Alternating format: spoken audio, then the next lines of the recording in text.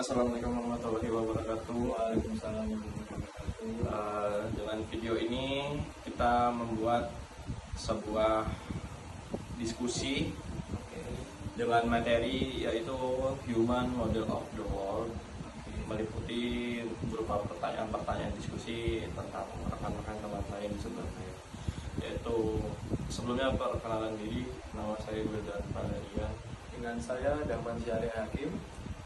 Oke, mari kita mulai. Lanjut. Mari. Nah, di sini kita berdua ini ingin menjelaskan tentang Human Model of the World. Nah, Will, kamu tahu nggak model internal representasi tentang Human Model of the World?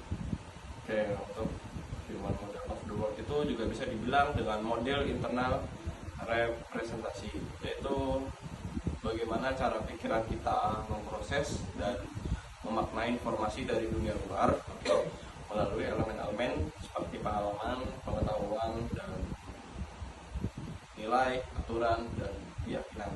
Oke, itu sih. Nah, seingat saya tuh Human Model of the World tuh punya tiga representasi. Nah, pertama tuh generation, yang kedua relation, yang ketiga distortion. Nah, kamu tahu nggak itu apa itu generation dan distortion? Oke, untuk generation sendiri yaitu membuat informasi tampak seragam untuk semua situasi. Kalau direction itu menghilangkan bagian tertentu dari informasi.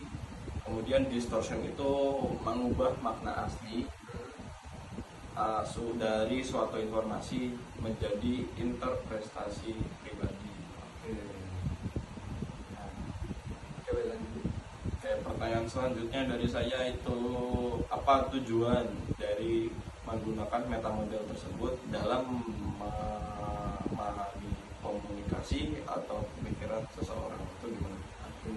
Nah, tujuannya dari metamodel ini itu memperjelas pernyataan atau pemikiran yang tidak lengkap atau terlalu baik dari diri sendiri ataupun orang lain.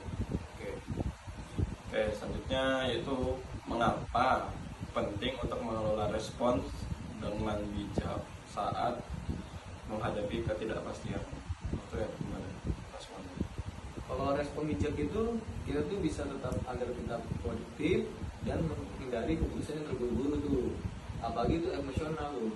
Kalau pas emosional itu respon kita tuh bisa merugikan orang lain, apalagi untuk diri sendiri juga dirugikan dan orang lain juga dirugikan. Oke, lanjutlah pertanyaannya. Nah, langkah-langkah apa yang bisa mengubah pikiran kita? Kalau mengubah pikiran kita tuh contohnya belajar ilmu baru itu masih jelas memfaktori pikiran kita. Yang kedua itu memiliki keterampilan baru, Ya.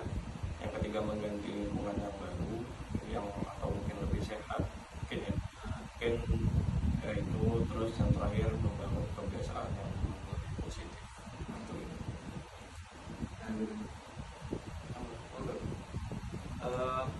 Hubungannya apa hubungan kita tuh dengan fisiologi, perilaku, dan hasil dalam hubungan model work?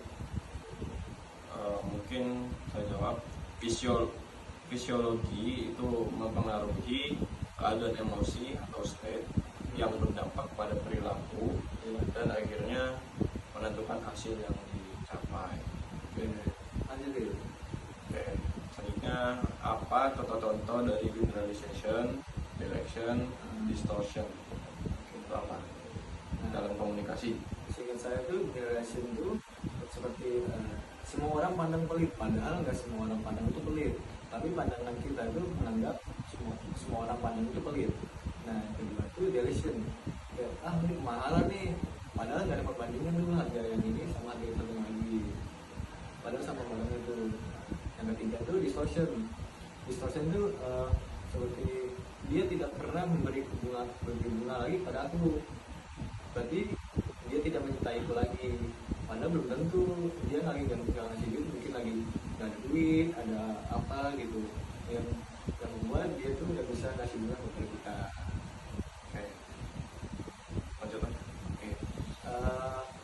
pengertian dari silent is violence?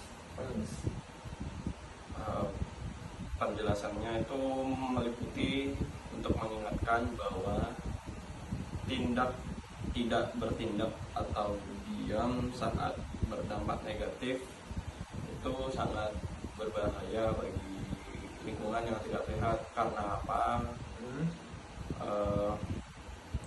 Menurut saya sendiri, kalaupun kita diam di lingkungan yang tidak sehat, dapat merugikan diri kita sendiri, karena kita dikelilingi oleh orang-orang yang bisa dibilang pergaulannya yang tidak sehat. Oke. Nah, lanjut dulu.